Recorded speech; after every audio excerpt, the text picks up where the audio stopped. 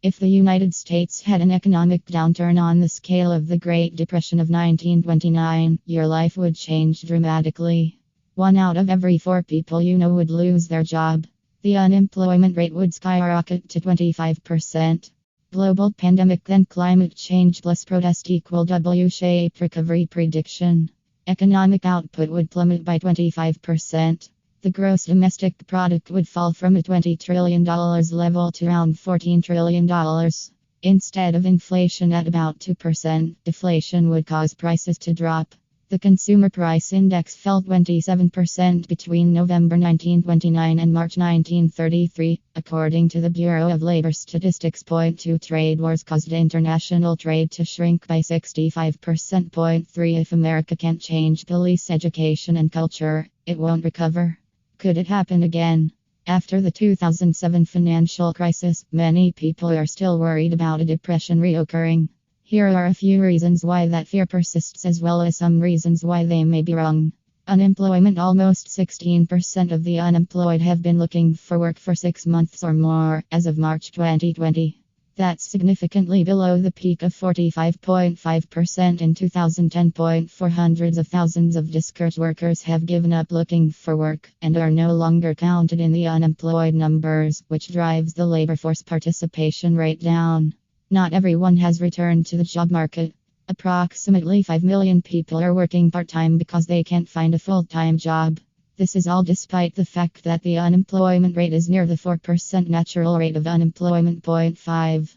Stock market volatility. Volatility spooks investors when the Dow Jones Industrial Average swings 400 points up or down a day. Stock market losses suffered during the 2008 stock market crash were devastating.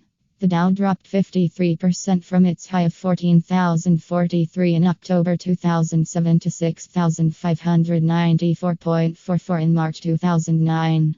It dropped 777 points during intraday trading on September 29, 2008, at the time, its largest one-day drop ever. Investors who lost money are understandably still spooked by that experience, and more extreme volatility in the market in 2020 have added fuel to the fire. 6. 2 of the top 5 largest one-day daily percentage losses in the history of the Dow have occurred in 2020. By comparison, the worst percentage drop during the 2007-08 crisis came in 11th on the list.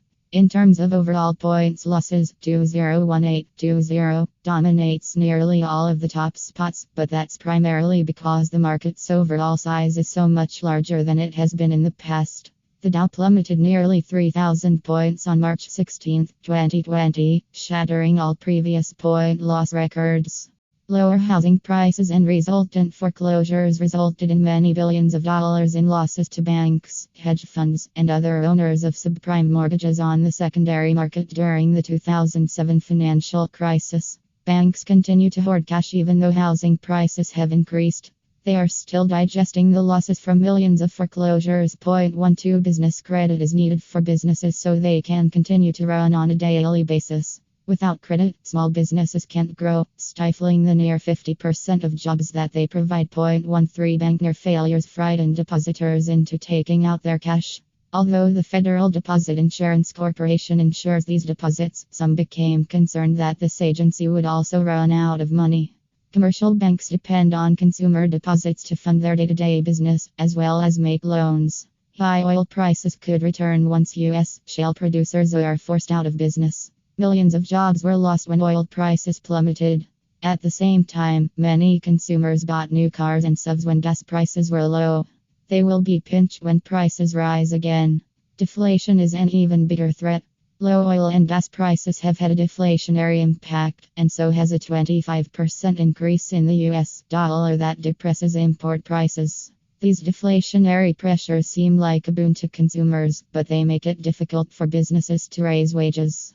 The result could be a downward spiral. That is similar to what happened during the Great Depression. Fortunately, deflationary months have been extremely rare since 2009.